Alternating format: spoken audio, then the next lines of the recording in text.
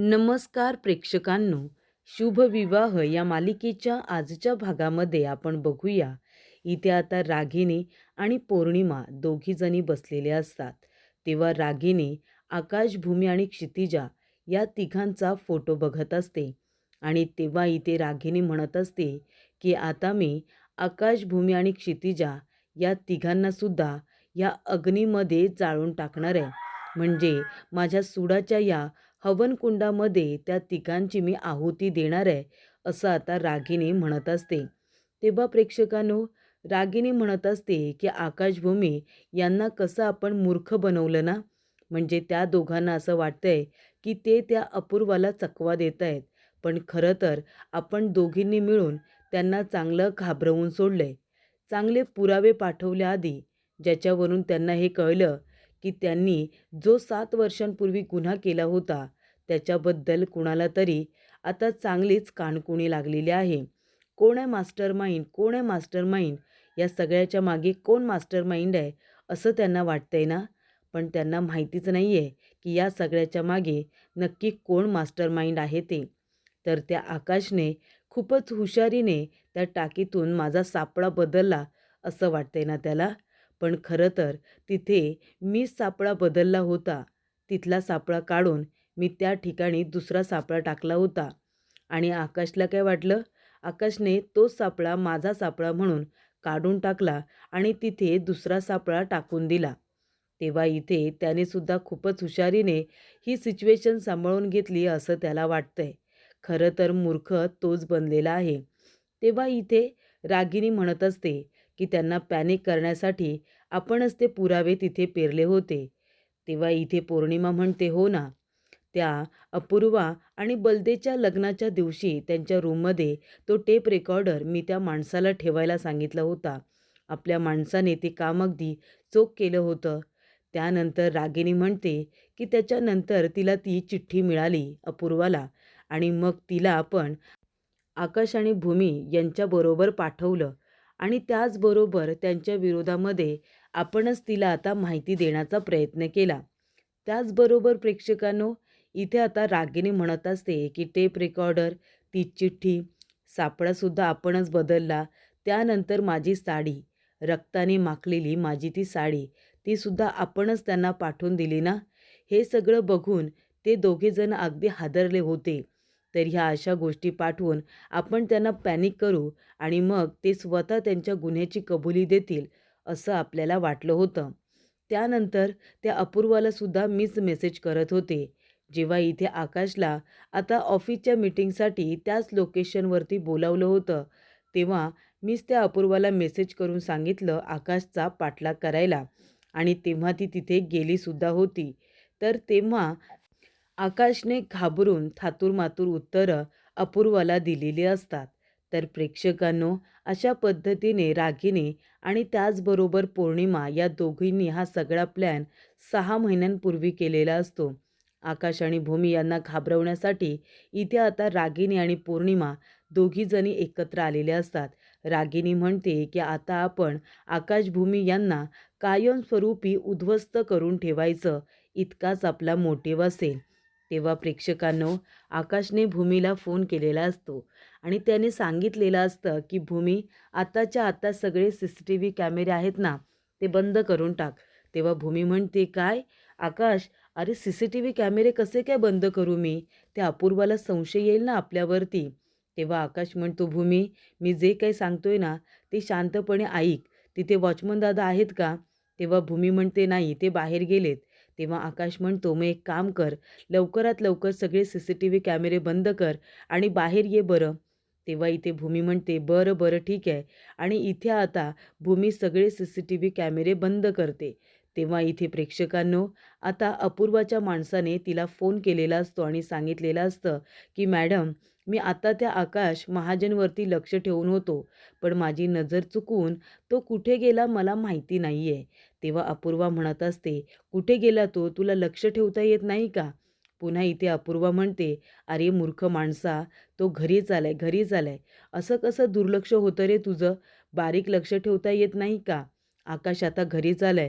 तू ठेव बरं फोन आणि नंतरला लक्ष ठेवत जा. तेव्हा प्रेक्षकांनो, आकाश आता गाडी थांबवतो आणि गाडीतून उतरल्या उतरल्या त्याने डिकीमध्ये जे काही ठेवलेलं असतं ना, ती पेटी आता बाहेर काढलेली असते. तेव्हा भूमी म्हणते, "आकाश, ही पेटी तू इथे का घेऊन आलास?" तेव्हा आकाश म्हणतो, "इथे आणणं गरजेचं होतं. बाकी कुठे ठेवायचं आपण? हे बघ, दुसरं कुठे जर ठेवली असती ना, तर आपल्याला टेन्शन आलं असतं. कुठे ठेवली, तिथे जर अपूर्वा पोचली असती तर? म्हणून मी इथे घेऊन आलोय. आपण आता इथेच कुठेतरी तिची विल्हेवाट लावूया." तेव्हा अपूर्वा म्हणते, "आकाश, इथे आणून तू खूप मोठी रिस्क घेतली आहेस. त्या अपूर्वाला जर कळलं तर? आणि वास पण बघ ना किती येतोय. हा वास त्या अपूर्वाला तर लगेच जाईल." तेव्हा आकाश म्हणतो, "हे बघ, आपण एक काम करूया. आपण ना हिला अडगळीच्या खोलीत ठेवूया. चल बरं माझ्याबरोबर." तेव्हा इथे भूमी आणि आकाश दोघेजणं अडगळीच्या खोलीमध्ये ती पेटी आता घेऊन जात असतात, ज्याच्यामध्ये रागिणीचा सांगाड आहे, असं आकाश भूमीला वाटत असतं. त्यानंतर प्रेक्षकांनो, अपूर्वा म्हणत असते, "हा आकाश गेला तरी कुठे? भूमी पण दिसत नाहीये." आणि तेव्हा ती अडगळीच्या खोलीच्या बाजूला बघायला आलेली असते. आकाश, भूमी कुठे आहेत ते. तेव्हा भूमी तिला बघते आणि तिथेच थांबते. भूमी आणि आकाश दोघेही खूपच जास्त घाबरलेले असतात. जर आता आम्हाला अपूर्वाने पकडलं आणि ह्या पेटीमध्ये काय आहे ते बघितलं, तर आत्ताच्या आता तिला सिद्ध होईल की आम्ही दोघेजणं गुन्हेगार आहोत म्हणून. तिला आमच्या विरोधात ठोस पुरावा मिळेल आणि मला तसं काही होऊ द्यायचं नाहीये. तेव्हा प्रेक्षकांनो, आकाशसुद्धा टेन्शनमध्ये आलेला असतो. अपूर्वा आता बघते की काय असं त्याला वाटत असतं. आतापर्यंत इथे नकळतपणे घडलेला जो गुन्हा आहे, त्याला लपवण्याचा त्यांनी अतोनात प्रयत्न केला. पण आता लपवता येईल असं त्यांना वाटत नाहीये. तेव्हा प्रेक्षकांनो, अपूर्वा म्हणत असते, "कुठे गेले आकाश आणि भूमी?" आणि ती त्यांना शोधत शोधत आता पुढे येत असते. तेव्हा इथे भूमी घाबरलेली असते. भूमीला वाटतं ही थोडी पुढे आली तर लगेच आम्हाला रंगेहात पकडेल. तेव्हा प्रेक्षकांनो, भूमीने आपली मान आता बाजूला करून लपवून ठेवलेली असते, जेणेकरून अपूर्वा त्यांच्यापर्यंत पोहोचू नये असं तिला वाटत असतं. तेव्हा प्रेक्षकांनो, इथे आता अपूर्वा पुढे येऊन भूमी आणि आकाश यांना बघणार, तेवढ्यातच पाठीमागून बलदेव येतो आणि तो म्हणत असतो, की "अगं अपूर्वा, तू इथे काय करतेयस? अगं चल माझ्याबरोबर, तुला काहीतरी दाखवायचंय." तेव्हा अपूर्वा म्हणते, "बलदेव, मी नंतर येते ना, तू जरा पुढे जातोस का?" तेव्हा बलदेव म्हणतो, "अपूर्वा, असं काय करतेयस? मला तुला काहीतरी महत्त्वाचं दाखवायचंय. चल बरं माझ्याबरोबर." तेव्हा इथे अपूर्वाचा आता बलदेव काहीच ऐकत नाही आणि तिला सरळ आपल्याबरोबर घेऊन जातो. तेव्हा प्रेक्षकांनो, इथे आता भूमी म्हणत असते, की "आकाश, आपल्या घरातल्या या स्टोअरूममध्ये आहे ना, मला आता ही पेटी ठेवणं रिस्की वाटतंय रे. कोण आलं तर? इथे सारखी कोणी ना कोणीतरी काही ना काहीतरी घ्यायला येत असतात. त्यांचं लक्ष गेलं तर या पेटीकडे आणि वास वगैरे आला तर?" तेव्हा इथे आकाश म्हणतो, "भूमी, आपल्याला काही एवढा वेळ ठेवायची नाहीये इथे. फक्त आत्ता ठेवायची आहे. रात्रीवर तर आपण काम करणारच आहोत ना. हे बघ, रात्री ती मी काढून टाकेन तिथून. तू नको काळजी करू." भूमी म्हणते, "आकाश, अरे तरी पण भीती तर वाटतेच ना रे. हे बघ, ती सहज दिसेल ना, अशी आपल्याला ठेवायची नाहीये. कुठेतरी आड बाजूला ठेवूया आणि त्याच्यावरती काहीतरी टाकूया, जेणेकरून इथे कुणीसुद्धा आलं तरीसुद्धा त्यांना या पेटीला बघून संशय येणार नाही." तेव्हा प्रेक्षकांनो, ती पेटी आता एका बाजूला ठेवलेली असते आणि त्याच्यावरती आहे ना, खूपच हुशारीने एक बॉक्ससुद्धा बाजूला ठेवलेला असतो, जेणेकरून कुणाचंही लक्ष जाऊ नये, अशी अरेंजमेंट आता भूमी आणि आकाश दोघेजण करत असतात. तेव्हा प्रेक्षकांनो, आकाश आणि भूमी दोघेजण आता जागा शोधत असतात, जेणेकरून ती पेटी कुणालाही दिसू नये. त्या रूममध्ये कुणीही येत असतं, कारण तो स्टोअर रूम हा घरातला आहे आणि तिथे सातत्याने लोकांची ये-जा असते. तेव्हा भूमी घाबरते आणि म्हणते, की जी गोष्ट आपण इतके वर्ष लपवून ठेवण्याचा प्रयत्न केला, तिला आपण आपल्या घराजवळच आणले आणि हे मला चुकीचं वाटतंय. आकाश म्हणतो, "भूमी, तू नको इतका विचार करू. हे बघ, दुसरीकडे कुठे ठेवलं असतं तरी तेवढीच रिस्क आहे. ती अपूर्वा पोचली असती, त्यापेक्षा आपल्या नजरेसमोर असू दे." तेव्हा प्रेक्षकांनो, इथे आता बलदेव लग्नाचे फोटो दाखवत असतो. तेव्हा अपूर्वा ते फोटो बघत असते आणि म्हणत असते, की "बलदेव, अरे हे काय आहे? हे तर आपल्या लग्नाचे फोटोज आहेत ना? पण तू अल्बम बनवायला दिला होतास ना? मग हे फोटो कसे काय?" तेव्हा बलदेव म्हणत असतो, "अपूर्वा, अगं मी आपला अल्बम दिलाय ना बनवायला. त्या माणसाने काही फोटोज तयार केलेत आणि ते मला पाठवलेत मोबाईलवरती बघायला. छान आहेत ना?" तेव्हा इथे बलदेव म्हणत असतो, की "मला तर आपले फोटो खूपच जास्त आवडलेत. तेव्हा तू बघ ना, आपल्या फोटोमध्ये सगळेजणं, आपली फॅमिली किती सुंदर दिसते ना? आपली सगळी फॅमिली खूपच सुंदर आहे आणि तू आमच्या फॅमिलीमध्ये येऊन 4 चांद लावलेले आहेस खरंच. म्हणजे तुझ्यामुळे आपली फॅमिली अजूनच सुंदर दिसायला लागली." तेव्हा प्रेक्षकांनो, बलदेव आता इथे अपूर्वाचं कौतुक करत असतो आणि अपूर्वा मात्र मूर्खासारखी आता गप्प बसलेली असते. तेव्हा बलदेव म्हणतो, "अपूर्वा बघ ना, छान आलेत ना फोटो? त्याने फक्त बघायला पाठवलेत, पण मला तर खूपच जास्त आवडलेत. हे बघ आपल्या दोघांच्यामध्ये कोण बसले? प्रिन्सेस बसले. किती छान दिसतेय ना?" तेव्हा प्रेक्षकांनो, इथे आता अपूर्वाला जायचं असतं. ती म्हणते, "बलदेव माझं महत्त्वाचं काम आहे. मी फोटोज नंतर बघू का? आधी मी जरा जाऊन येते." बलदेव म्हणतो, "अजिबात नाही. अजून बाकीचे सुद्धा फोटोज आहेत ना, ते सुद्धा बघून जा." तेव्हा इथे अपूर्वाला आता जाता येत नाही. त्यानंतर प्रेक्षकांनो, भूमी इथे मानसीला म्हणत असते, की "मनू, अगं मला थोडंसं काम होतं तुझ्याकडे. विनंती करायची होती." तेव्हा प्रेक्षकांनो, इथे आता मानसी म्हणते, "ताई, अगं विनंती काय म्हणतेस? जे काही आहे ते सांग ना." तर प्रेक्षकांनो, इथे आता बघा अपूर्वाला किती राग आलेला असतो. अपूर्वाला जायचं असतं बघायला, की तिकडे आकाश आणि भूमी दोघेजण काय करतायत. पण इथे बलदेव तिला आता जाऊच देत नसतो. फोटो दाखवण्यामध्ये त्याने तिला बिझी करून ठेवलेली असते. तेव्हा प्रेक्षकांनो, इथे भूमी म्हणत असते, "अगं उद्या माझी आणि आकाशची टर्न होती ना, बाबांना डॉक्टरकडे घेऊन जायची आणि मला जायचंही होतं गं बाबांना भेटायला. पण उद्याच आपल्या क्षितिजाच्या स्कूलमध्ये पॅरेंट्स मीटिंग आहे आणि तेव्हा मला जावं लागणार आहे गं. तेव्हा बाबांकडे जाता येणार नाही मला. तुला जमेल का ह्या वेळेला प्लीज?" तेव्हा मानसी म्हणते, "ताई, अगं याच्यात विनंती काय करतेस? तू बिझी आहेस म्हणजे मला जायला हवं ना. मी आणि आकाश आम्ही दोघेजणं जाऊ आणि तसे खूप दिवस झाले प्रशांतला सुद्धा भेटलो नाही. त्यानिमित्ताने प्रशांतला भेटूच आणि बाबांना सुद्धा भेटू आणि त्यांना डॉक्टरांकडे सुद्धा नेऊ. तू अजिबात काळजी करू नको. तू आता आपल्या क्षितिजाकडे लक्ष दे, तिचे प्रोजेक्टकडे लक्ष दे." तेव्हा प्रेक्षकांनो, इथे आता भूमीने खूपच हुशारीने आणि छान पद्धतीने मानसीला सांगितलेलं असतं, की बाबांना डॉक्टरांकडे तू घेऊन जा. कारण का? तर इथे भूमीला अपूर्वावरती लक्ष ठेवायचं असतं म्हणून. तिला वाटतं, की अपूर्वा प्रत्येक वेळेला काही ना काहीतरी गोंधळ घालतच असते. पण आता मला तिच्यावरती बारीक लक्ष ठेवावं लागणार आहे, असं आता भूमीने ठरवलेलं असतं. आणि भूमी त्या पद्धतीने वागणार असते. मानसी तर म्हणते, की "मी आणि अथर्व उद्या बाबांना घेऊन डॉक्टरकडे जाऊ. पण ताई, तू सुद्धा अशी हरवल्यासारखी राहू नकोस गं. आनंदामध्ये राहा. तुला तसंच बघायला आवडतं आम्हाला." तेव्हा प्रेक्षकांनो, इथे आता रागिनी म्हणत असते, की "सगळ्यात आधी तर त्या मला सांगाड्याची विल्हेवाट लावायची आहे, नंतर सगळं." तेव्हा प्रेक्षकांनो, इथे आता एकटीच क्षितिजा खाली खेळत आलेली असते. तेव्हा अथर्व म्हणतो, "क्षितिजा, कुठे चाललीस तू सांग बरं? कुठे जातेस?" तेव्हा क्षितिजा म्हणते, "कुठे नाही. मी क्रिकेट खेळत होते ना. तू पण खेळ ना काका माझ्याबरोबर क्रिकेट." तेव्हा इथे अथर्व म्हणतो, "काय मी? आणि क्रिकेट? नाही नको बाळा. आपल्याकडे बॅट नाही आहे ना पण." तेव्हा इथे क्षितिजा म्हणत असते, की "तुझी बॅट असेल तर घे ना. आपण तिच्याबरोबर खेळूया."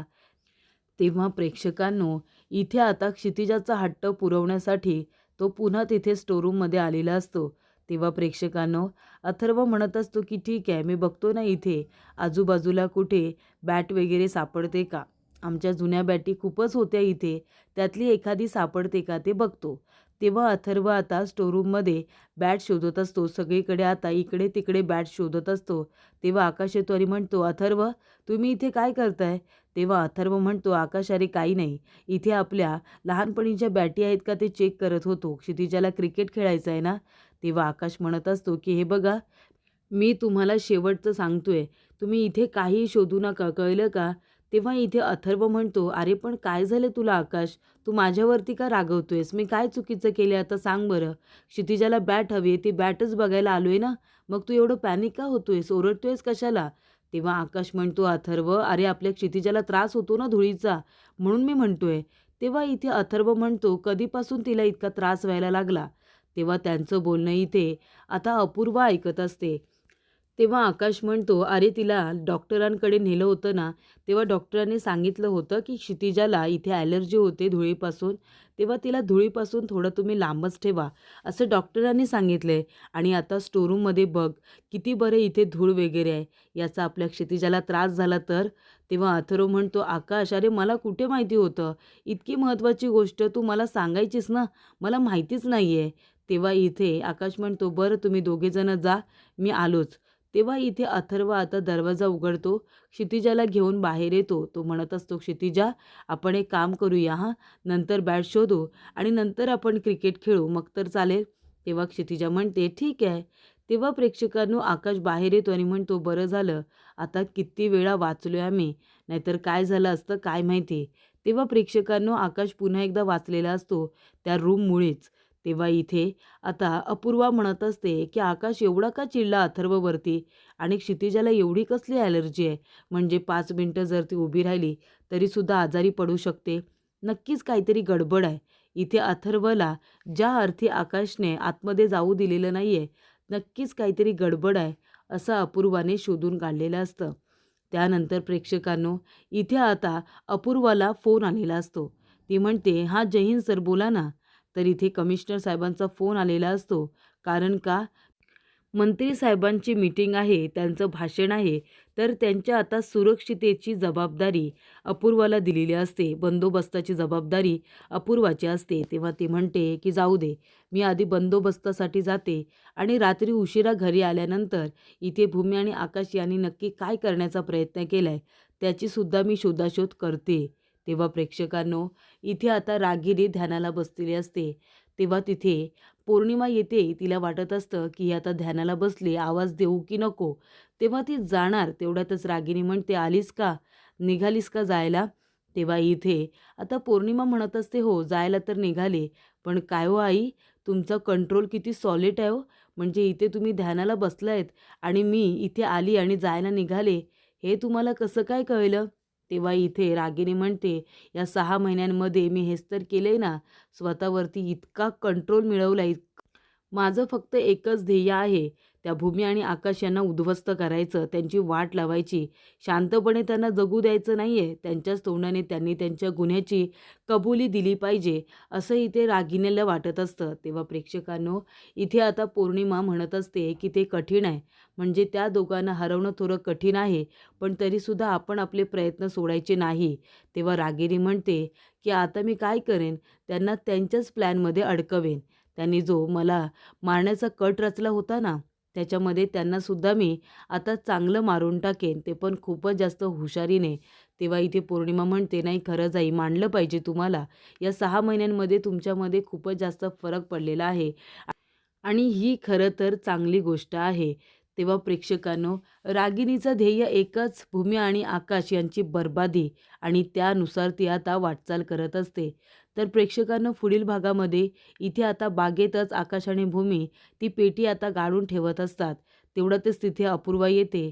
अपूर्वा येऊन बघते तर काय, अपूर्वाला खरं तर मेसेज आलेला असतो आणि फोनसुद्धा करण्यात आलेला असतो, की आकाश भूमी इथे काहीतरी गाडण्याचा प्रयत्न करतायत. तेव्हा प्रेक्षकांनो, अपूर्वा त्या ठिकाणी आता पोहोचलेली असते योग्य वेळेवरती. तर हा सगळा डाव रागिनी आणि पौर्णिमा यांनीच केलेला असतो.